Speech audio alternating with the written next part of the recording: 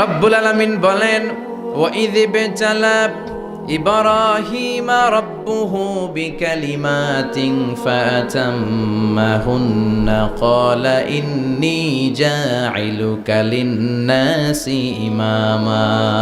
সুবহানাল্লাহ পড়েন। যেই নবীর ব্যাপারে আল্লাহ তথ্য দিলেন ওই নবীর নাম ইব্রাহিম আলাইহিস সালাম।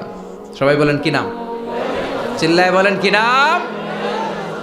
আল্লাহ বলেন, নবী স্মরণ করুন সেই সময়ের কথা যখন আমি আমার খলিল ইব্রাহিমকে অনেকগুলো বিষয়ে পরীক্ষা করেছিলাম, আর আমার খলিল ইব্রাহিম প্রতিটা পরীক্ষায় গোল্ডেন এ প্লাস পেয়েছে। প্রতিটা পরীক্ষায় সফলতার সাথে আমার ইব্রাহিম উত্তীর্ণ হয়েছে। আর ফলাফল স্বরূপ আমি বলেছি, ইন্নী জাইলুকা লিন-নাসি ইমামা। ইব্রাহিম, এতগুলো কঠিন পরীক্ষা নিলাম, একটাও ফেল মারলাম না, সবগুলাই পাস। যাও, এর বদৌলতে তোমার আমি গোটা বিশ্বের মানুষদের ইমাম বানায় দিলাম।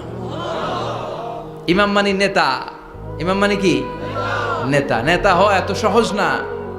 আগুনে পুড়িয়ে পুড়িয়ে যেমনি খাঁটি সোনা বানানো হয়, তেমনি কষ্টি পাথর দিয়ে যাচাই করে করে, পরীক্ষা করে করে আল্লাহ তাআলা সাইয়েদনা ইব্রাহিমকে এই মর্যাদার আসনে বসিয়েছেন।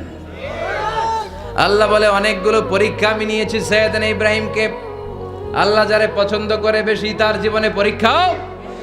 বিশ্বনবী বলেন, আশাদ্দুন নাসি বালাআন আল আম্বিয়া। এই দুনিয়ার বুকে সবচাইতে বেশি পরীক্ষা নেয় আল্লাহ নবীদের। সুম্মাল আমসাল ফাল আমসাল, তারপরে সিদ্দিকিনদের, তারপরে শুহাদাদের, তারপরে সালিহিনদের। ইবতালার রাজুলু আলা হাসাবি দীনিহি, যেই ব্যক্তির দিনদারি বেশি তার জীবনে পরীক্ষাও।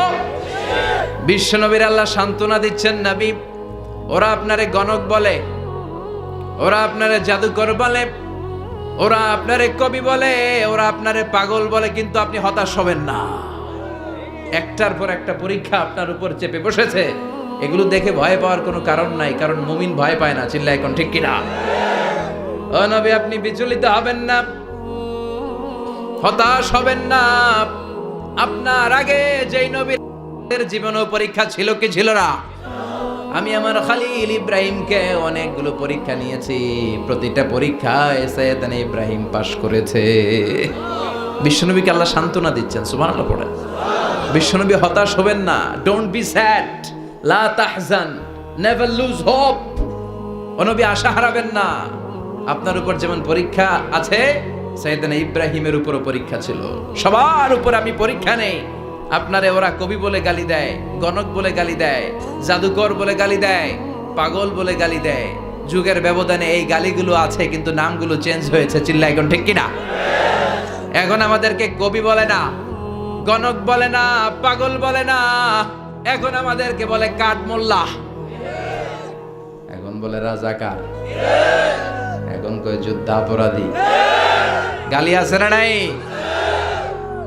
গালির ভার্সন চেঞ্জ হয়, ট্যাগ লাগানোর সিস্টেম চেঞ্জ হয়, কিন্তু ট্যাগ আছে না নাই?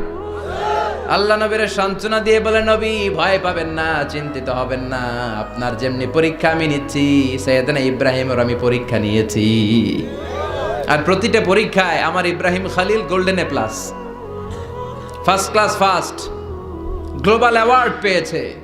আর এর ফলাফল হিসেবে আমি ইব্রাহিমকে বলেছি, ইব্রাহিম তোমার আমি নেতা বানাই দিলাম। Allah put Sayyidina Ibrahim in some test. In some test. Everyone has to face test. প্রত্যেককেই test and trial, পরীক্ষার সম্মুখীন হতে হয়। And Sayyidina Ibrahim successfully overcome all the tests. Allah said, Ibrahim, I'm gonna make you the leader. সুবহানাল্লাহ পড়েন। একটার পর একটা পরীক্ষা আল্লাহ নেয়ার পরে যখন দেখলেন একটা তো ফেল করে না, আল্লাহ খুশি হয়ে বললেন, যাও, ইন্নী জাইলুকা লিন-নাসি ইমামা। ইব্রাহিম, আমি মুত্তাকিনদের জন্য, গোটা বিশ্বের মানুষদের জন্য তোমার ইমাম বানায় দিলাম। কত পরীক্ষা যে উনি ওনার জীবনে দিয়েছেন, কত কঠিন রাস্তা যে তিনি পাড়ি দিয়েছেন, তার কোনো শেষ নাই। সর্বপ্রথম পরীক্ষা ছিল ইলকাউহু ফিন্নার, অগ্নি পরীক্ষা। কি পরীক্ষা? নমরুদ বলল, ইব্রাহিম ঈমান ছেড়ে দাও, তাহলে জানে বেঁচে যাবা, নাইলে আগুনে ফেলবো। সাইয়েদনা ইব্রাহিমের এক কথা, জীবন যাবে কিন্তু ঈমান যাবে না। ঈমানের পথে অবিচল থেকে আমার মরণ যেন হয় তোমারই কাছে মিনতি আমার, তোমারই কাছে মিনতি আমার। মহামহিম দয়াময়,